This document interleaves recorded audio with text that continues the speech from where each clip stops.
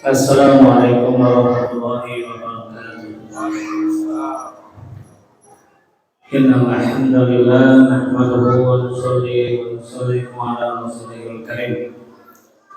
Bapak Ibu hadirin sekalian, salam penghuni surga.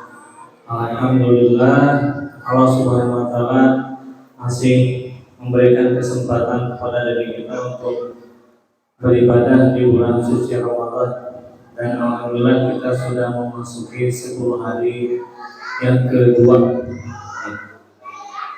8 malam 18 katanya, 18 Ramadan. Alhamdulillah, seharusnya kalau dalam perkara keduniaan, kalau kayak maraton atau perlombaan atau kompetisi, semakin menuju akhir, maka stamina, persiapan, dan hal-hal yang lainnya dipersiapkan semaksimal mungkin sehingga mencapai puncaknya, mencapai ke finalnya, mencapai ke akhir.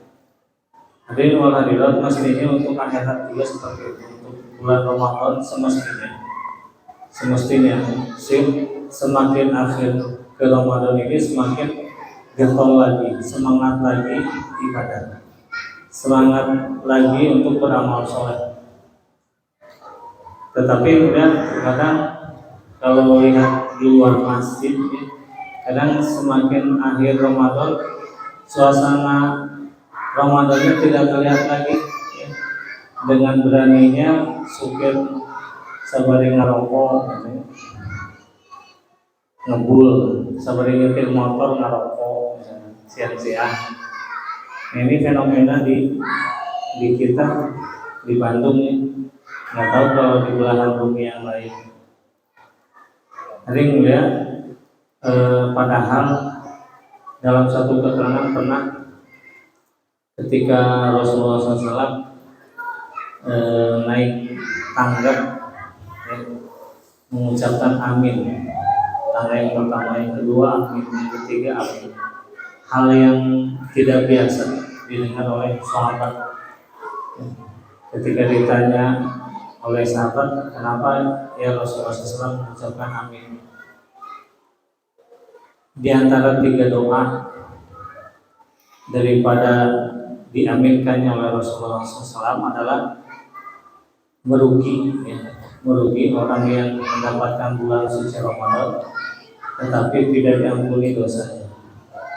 Nah, kemudian ketika kita semaksimal mungkin buat amal di bulan suci Ramadan, 10 hari pertama jaga stamina, jaga amal soleh, istiqomah dalam amal soleh, dalam sholat 5 waktu, dalam jemaah sekalian, malam lainnya, hari ini dalam bacaan Al-Quran yang dalam puasanya sudah jelas, sholat isya dan sholat tarawih hanya 6 shot karena di luar sedang turun hujan.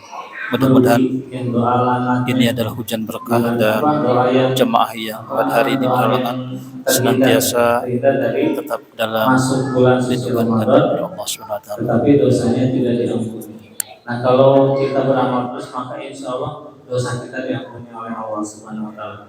Maka dilihat ini 10 hari yang kedua, di mana Allah Ta'ala luas, berikan pengampunan yang begitu luas. 10 hari pertama rahmatnya Allah bercucuran, maghfirah Allah yang 10 hari yang kedua, dan 10 hari yang ketiga pembebasan dari api neraka. Maka dilihat kita jangan sampai kendor ya untuk beramal soleh di bulan suci Ramadan. Yang sholat 5 waktu ya diusahakan istiqomah ya. Karena bukti orang beriman adalah mengamalkan masjid. Nama ya'muru masajid Allah man amana billah wal yawmil akhir. Sungguh dari orang yang mengamalkan masjid-masjid Allah Ta'ala adalah orang yang beriman kepada Allah dan hari akhir. Maka orang yang senantiasa mengamalkan masjid yang berada sholat 5 waktu ini bukti orang yang beriman kepada Allah dan hari akhir. Dan ini calon penghuni surga. Dan masjid ini adalah rumahnya orang bertakwa. Masjid ini adalah tempat rahmatnya Allah bercucuran.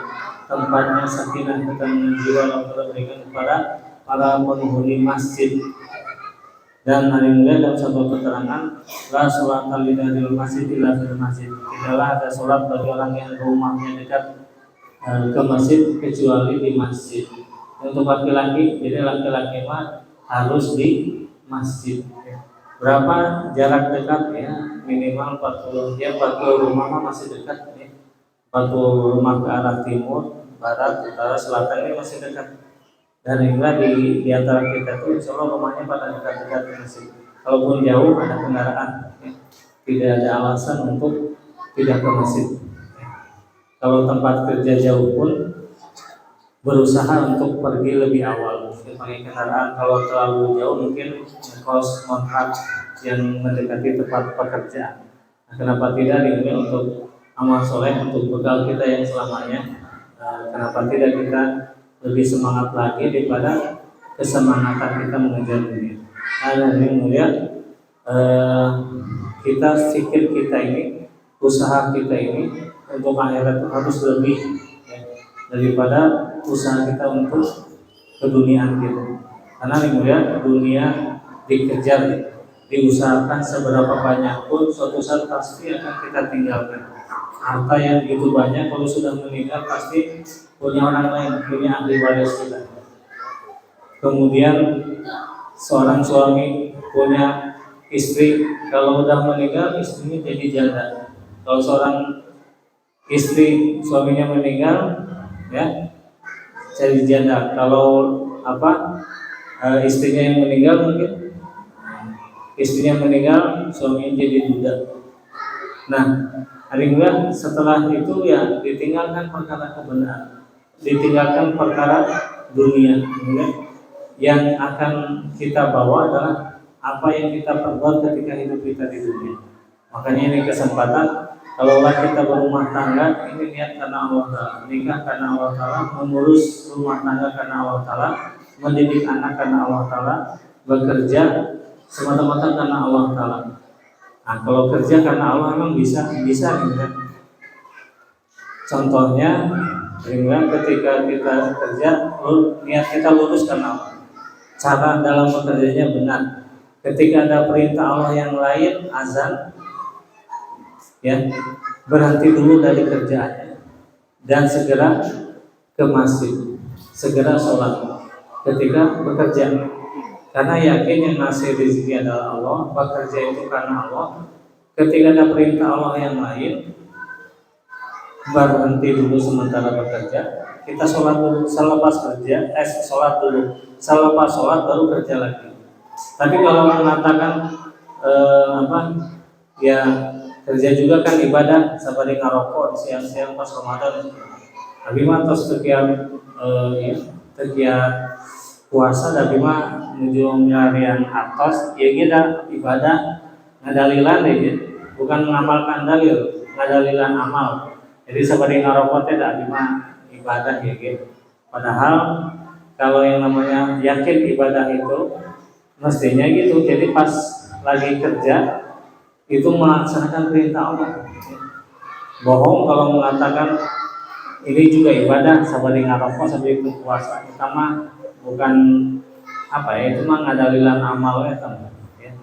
Kalau ibadah yang benar ketika bekerja ini mah dalam rangka mencari rezeki yang Allah tetapkan, yakin mengasihi rezeki Allah, bekerja karena Allah, caranya karena Allah. Ketika azan berkumandang, segera ke masjid. Seperti itu mestinya. Kalau yang meyakini bekerja itu karena Allah, ngurus rumah tangga karena Allah, ya mungkin suami tidak ada salahnya untuk membantu istri mencuci, sasapu, ngepel, ngasuh budak, ya. Senang kalau istri seperti itu ya, dibantu oleh suaminya. Kemarin kita dengar ya ceramah bahwasanya menghidupi keluarga, ngasuh anak, menyiapkan makanan, sampai sebenarnya menyusukan anak juga kewajiban bapaknya. Makanya kita jangan segan kalau misalkan mau membantu istri nyuci, ya, nyapu dan lain sebagainya. Ini juga ibadah. Nah, kalau kita niat seperti itu ketika bekerja niat karena Allah, ketika di rumah mengurus rumah tangga niat karena Allah, membantu istri bukan apa-apa karena Allah. Ya. Ketika kita sudah menghidmat membantu istri tapi istrinya masih jemudut kene misalkan, ya nggak apa-apa, itu kan kita harus ikhlas. Ya. Begitupun istri yang mengurus rumah tangga, masak ataupun aktivitas rumah tangga di rumahnya, serta-merta karena Allah Taala, bukan karena suami. Ya.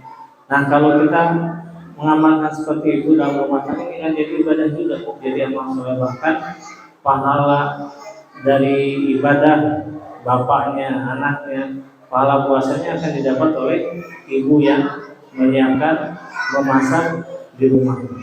Maka ini kesempatan di bulan suci Ramadan, ya, jangan sampai gara-gara mempersiapkan bekal untuk Lebaran puasanya kececer, ya, puasanya tertinggal, puasanya amal solehnya tertinggal gara-gara menyiapkan Lebaran, ya. Karena kemudian tahun depan atau mungkin akhir Ramadan pun kita belum tahu apakah kita masih hidup atau tidak. Maka kita perlu menganggap ini Ramadan kita yang terakhir. Jangan menganggap tahun depan masih ada lagi Ramadan, atau usia kita masih panjang ke tahun depan, belum tentu.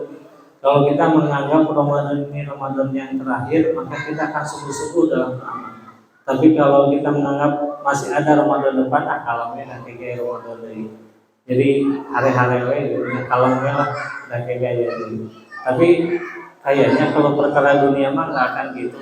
Kayak kesempatan, ayah orderan, ayah bisnis nilainya 50 juta, ayah tawaran bisnis 50 juta, bisa nggak akan berpikir kalau kayak ini. Ayah nama tuh kudu dicatat bisnis, mungkin untungan 50 juta. Untuk dunia tuh kayaknya nggak gitu. Ya. Sementara untuk akhirat kadang-kadang itu karena apa? Nanti tahun depan masih ada. Mungkin yang mutara sholat kalau tapi kayak sholat di mungkin seperti itu. Tapi kalau kita mementingkan amal agama, kita akan serius dalam amal agama, tidak akan seperti itu. Justru kita akan merasa rugi, merasa tidak enak hati ketika tertinggal sholat, ketika tertinggal amal sholat. Untuk itu Bapak Ibu sekalian, mari kita sama-sama tingkatkan kualitas dan kuantitas daripada amal soleh kita di 10 hari yang kedua.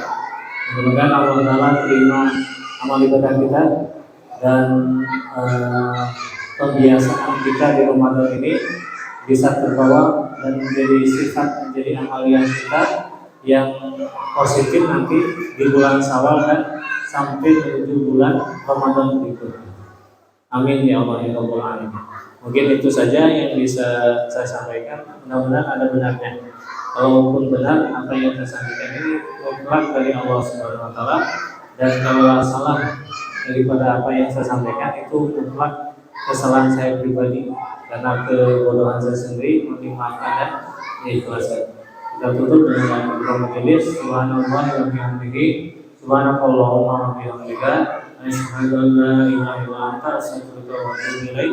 Subhana rabbika rabbil izzati amma yasifun, wa salamun alal mursalin, walhamdulillahi rabbil alamin. Assalamualaikum warahmatullahi wabarakatuh.